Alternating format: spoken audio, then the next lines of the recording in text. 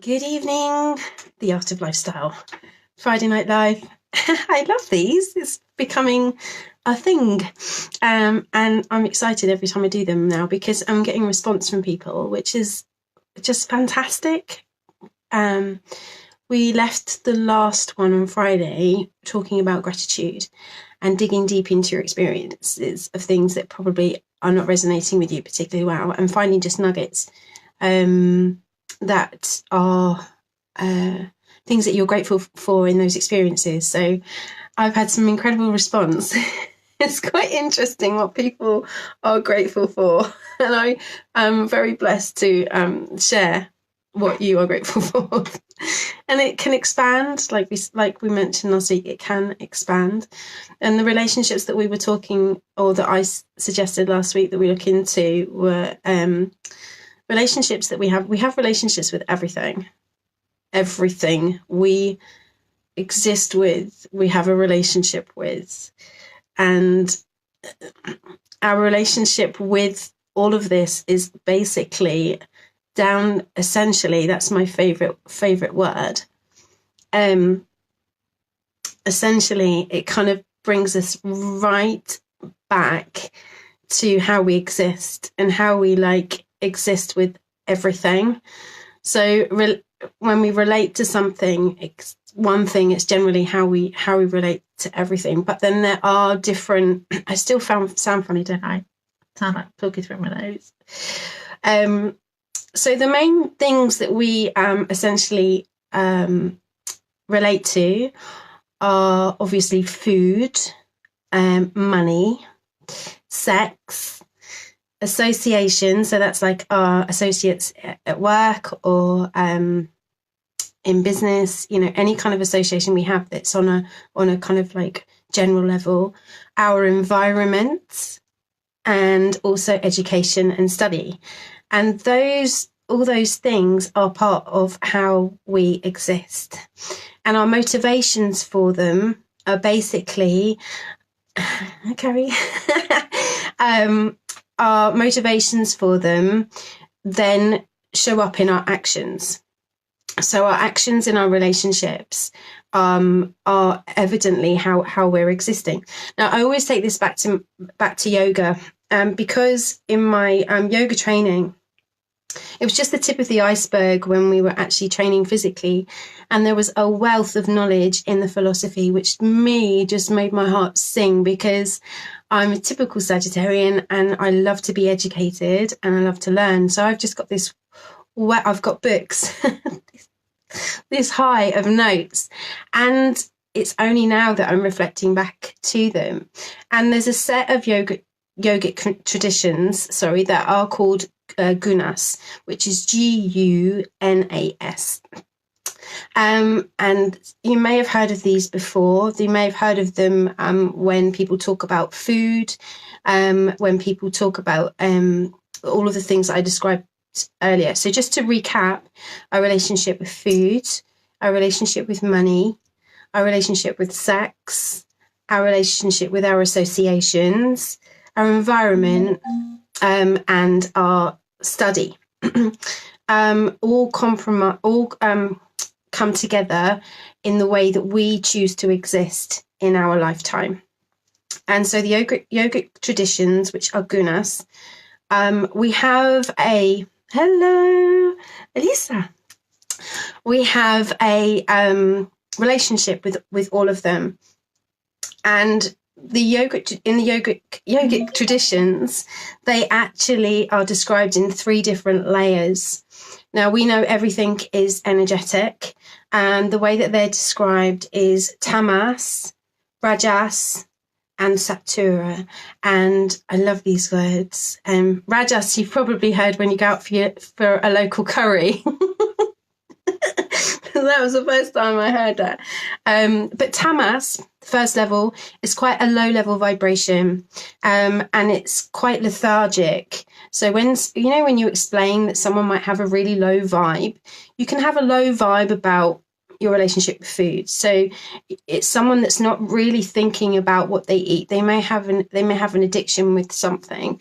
They may not be consciously aware of what they're doing with their food.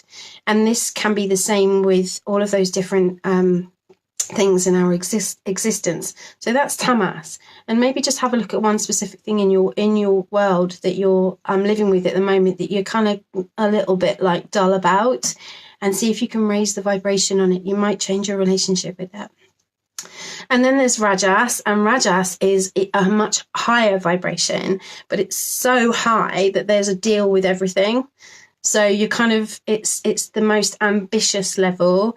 It's power driven. So, you can really have quite powerful relationships in your associations, at work, with money as well. So it's a really, really high vibe with money, a really high vibe with anything else that you're relating to. So this is Rajas, and there's like always a deal. There's always a deal with it.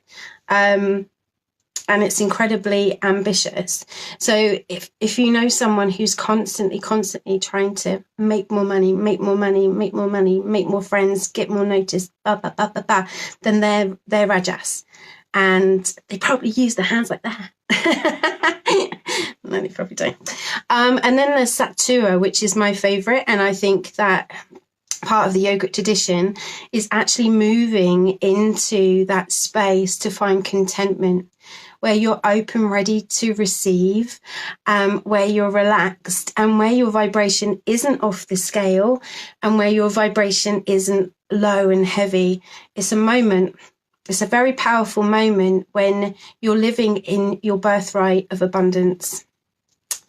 Yes, ladies and gentlemen, when you got born, if that's the way to say it in English, if you were born, you were allowed to be abundant. But what happens is, as we go through a whole stream of different conditions of how we're supposed to live, and taking it back, I want to just concentrate on money, for instance. Money is energy, and it has to move in order for it to flow. So if you really become attached to your money, and controlling it and keeping it and not letting it go, you're unlikely to be inviting more in. So it's kind of seeing the flow of things, the natural flow of letting something in, and letting something go. And there's that whole movement that occurs with it. So my story, just a little bit about me. I was a super achiever. I got into jobs where I wanted to get to the top as soon as possible, and generally did very quickly, but then found my whole experience capped, but couldn't work out why I couldn't go any further. So I just jumped from one job to the next until I discovered the yoga practice. And that's when I started my own practice and my own studio, and had the absolute privilege of working with some incredible students, traveling, etc. And then that became my business. I decided to make that my business. And so instantly the whole relationship then changed with the practice, and I started to trade my time for money, basically bums on mats. No disrespect to the yogic tradition, but that's what happened. And there was a cap again, because I had my own business. I was there was only a certain amount of time in the day, and my whole relationship with it changed. And as a result, my heartfelt feeling for yoga changed quite dramatically.